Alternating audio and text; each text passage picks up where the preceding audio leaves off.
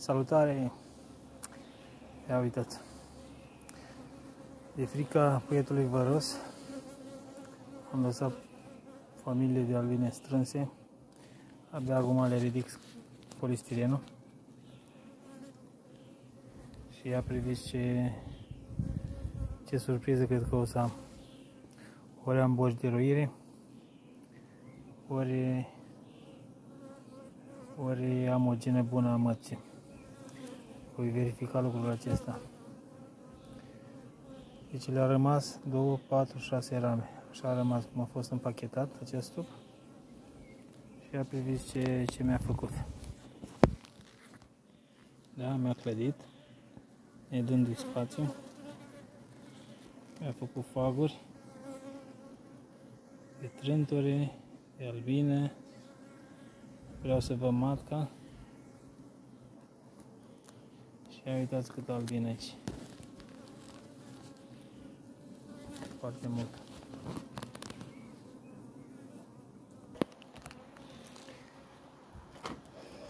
Frica păzește bostănăria.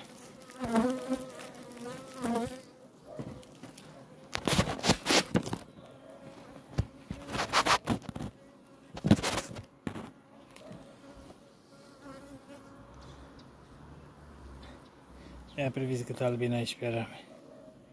Uitați, ultima de după diafragmă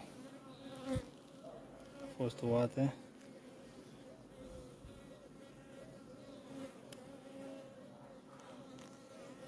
Acesta ar trebui să-l duc în 10 rame și să-i pun cat.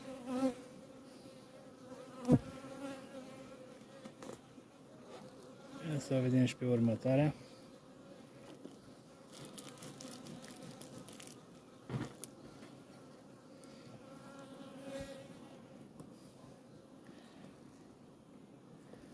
Cât mai strâns lăsați stupii.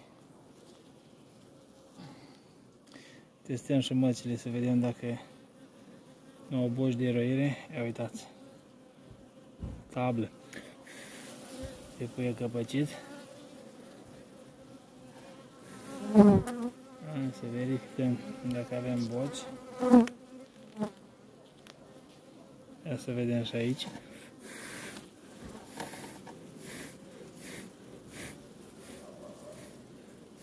Nici măcar poterași.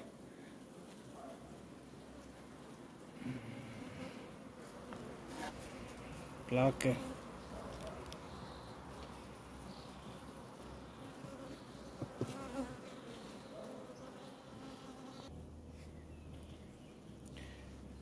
A treia ramă cu puiet și ia uitați-o și pe cumătra. Da? Nu știu, eu am ajuns la concluzia că măcile din anul respectiv, anul în care a fost culoarea albă alocată, a fost de o calitate bună.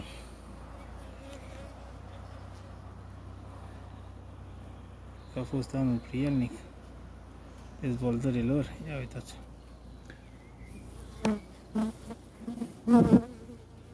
Ia uitați ce frumoasă e.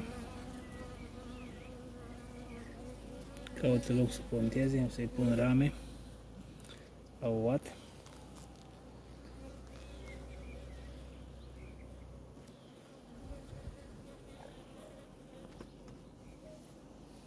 Priviți-o. Aceasta este matca. Da, se vede.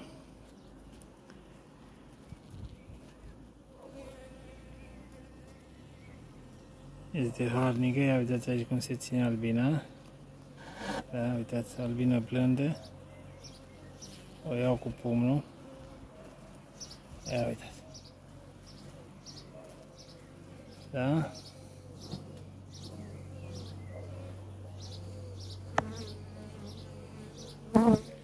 Această matcă a fost obținută prin transvazare.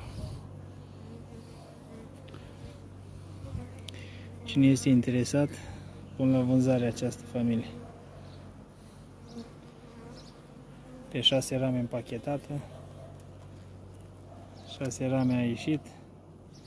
De frica puietului văros nu am extins-o, nu i-am pus la clădit. Se vede.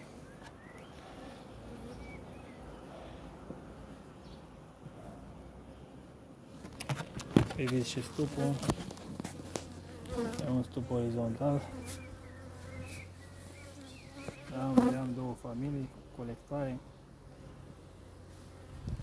Aici este poziționat. Uitați, bat și în stup. Și nu sare albina. În rame. Deci ar fi o genă bună. Fiți atent, bat neîntrerupt. Rama în care e matcă.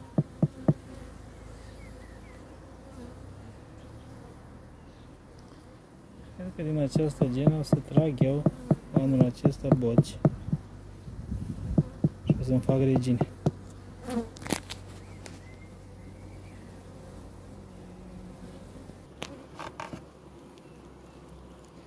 Deci a patra ramă cu puiet. Am mai și clozat. Vedeți, mai e un pic aici. Are niște puterașe, vedeți, de roire, dar nu le-au uat.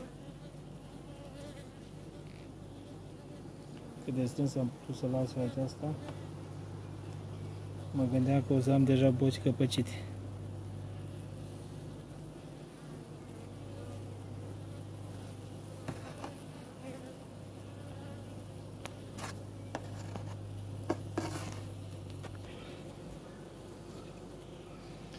Priviți, a cincea ramă, cu e căpăcit. Da, la albar aici. Am niște trântori care o să-i las.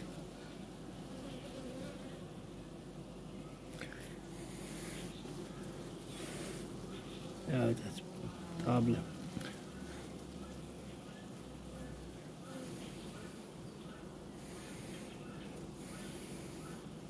Uitați, poterași aici, dar nu sunt uate. Mă uit să văd. Uitați, mă uit.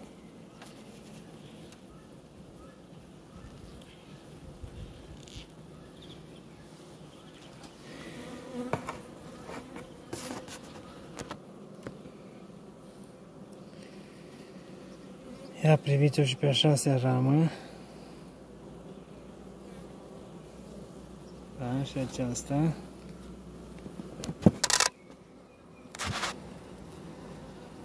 Un pic de mâncare, ultima ramă de la perete.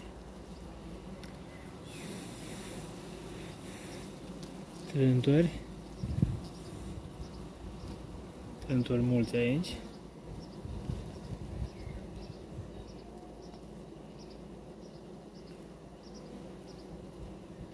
Uitați, două poterașe, care nu știu dacă sunt uate. M-am uitat, nu observ.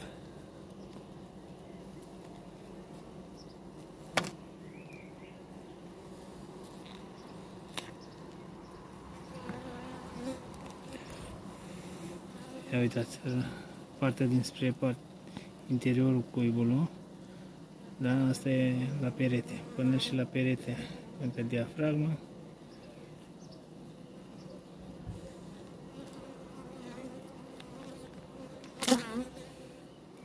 Uitați, s-a pus pe camera albină. O testăm să vedem dacă ne înțeapă. Da? Uitați. Da, deci o presez, ar trebui să-mi dea acul.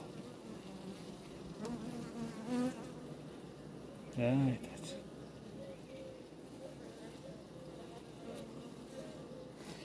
Interesant, ar trebui să fie și... Mă plecați de pe cameră. Ar trebui să fie agresive, nu au mâncare. Sunt aici pe Vatra Stupinei. Și este și seară, este aproape 7 jumătate seara. Să vedem polistirenul de la perete, a fost roz. Da, uitați. De polistiren la roz. Acum o să fie un test.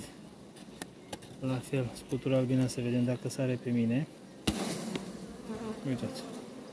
E mic. Da?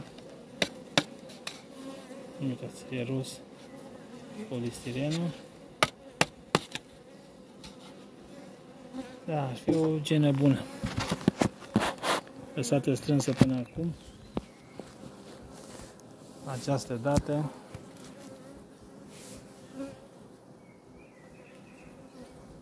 Uitați cum stă acolo. Am să-i aduc să-i pun rame la uat. 6 rame, încă 3 rame o să-i pun, chiar 4.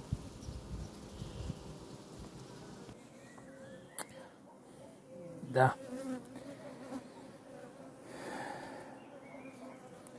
O surpriză mare mi-a făcut această familie de albine. Chiar nu vine să-mi cred. Astăzi este 20 mai și culmea că e și o zi deosebită pentru ele. E ziua internațională a albinei. Fiți atenți și aici. Aceste celule de albine mi-au uat.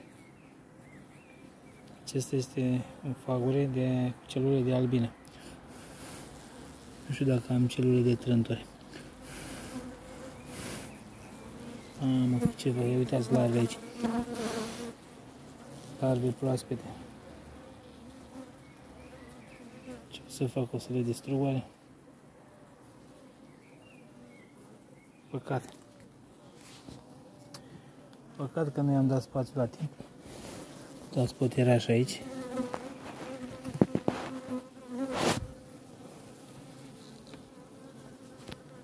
Acum o să verific. Vedem dacă are ou. Uitați. Nu are. Ia uite și aici o grămadă.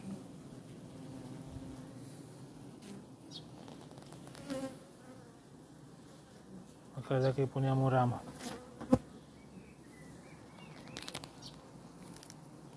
Cred că așa o să fac. Aceste faguri o să-i lipesc pe o ramă, numai cu sârmă, și am să-i decupez de aici și o să o pun în cuib. Construiască mai departe. Uitați aici iarăși un poteraș. Să văd dacă e uat. Nu e.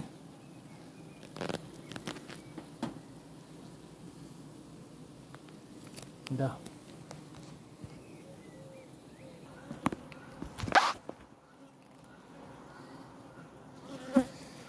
După o verificare mai atentă, am descoperit chiar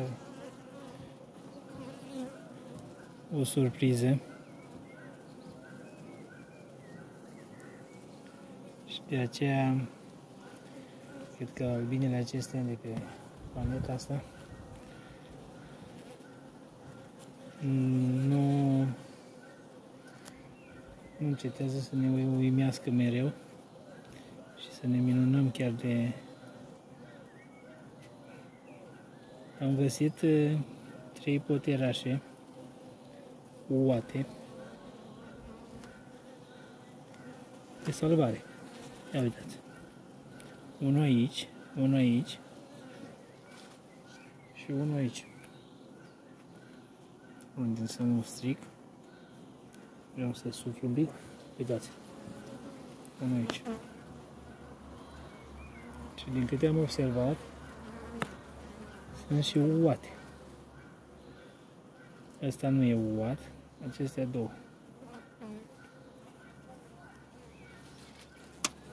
Ia uitați.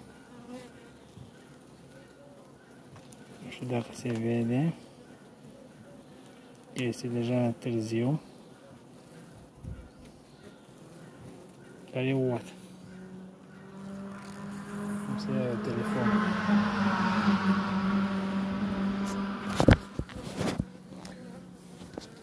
Ia uitați ouă acolo. Uitați, aici se vede mai bine. Deci e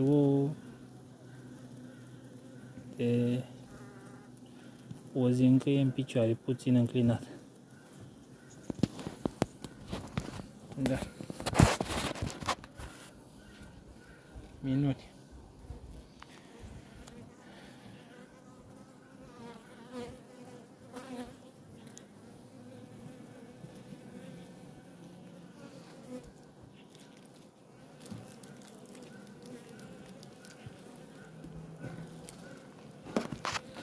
Pe rama respectivă o să o pioneze, să o verific mai încolo, să văd dacă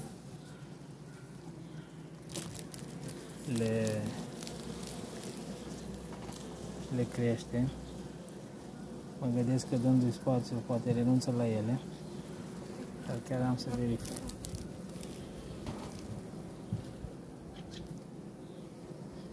Pentru doritori, cine dorește mărci împerecheate sau neîmperecheate, poate să apeleze la acest canal. Lasă un număr de telefon în comentarii și sau o adresă de e-mail. Vom vorbi în privat. Am treabă să mut acești făgurași, așa că pun pauză și revin. Priviți ce fac. Am o ramă de 1 pe 1. Da, se vede. Care se împărțită în 3. O să-i pun sârme, am bătut niște capse, care așa va arăta. Rama de 1 pe 1 îmbinată, am să o pun în cuib. Am să pun acei făgurași de la familia respectivă, matca aia, care o consider eu foarte bună. Lipesc aici frumos, să construiască mai departe cu celulă de albină sau am să o folosesc în nucleele de împerechere. Mă grăbesc că deja este ora aproape 8 seara, peste 8, da? Și vreau să termin această operațiune. Priviți, așa arată rama de 1 pe 1. I-am pus sârme. Da? Și acum mă duc să iau,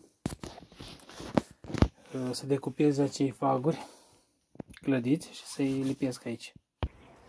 Am revenit. Se văd, este agresiv. Uitați.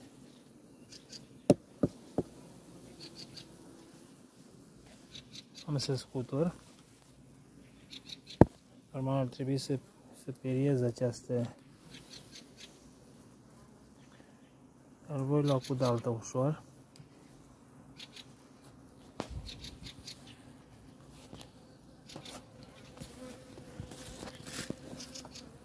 Sau cu cuțitul. Pot să mă și filmez.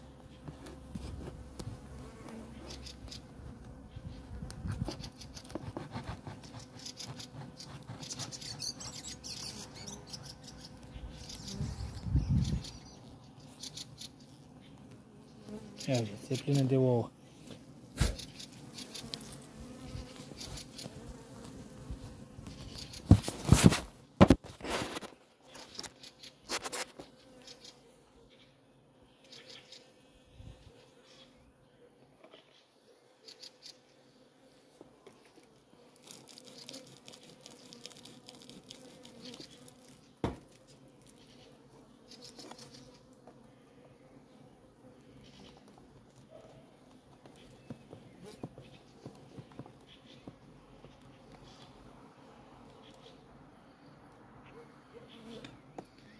Încă un făguraș.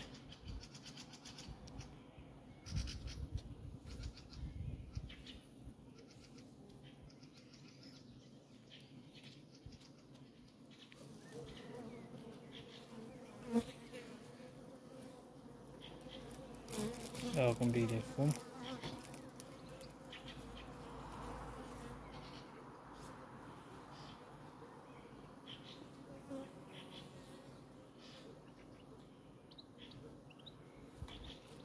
Pun pauză și revin cu... Ia uitați câte larve are aici. Se văd, da?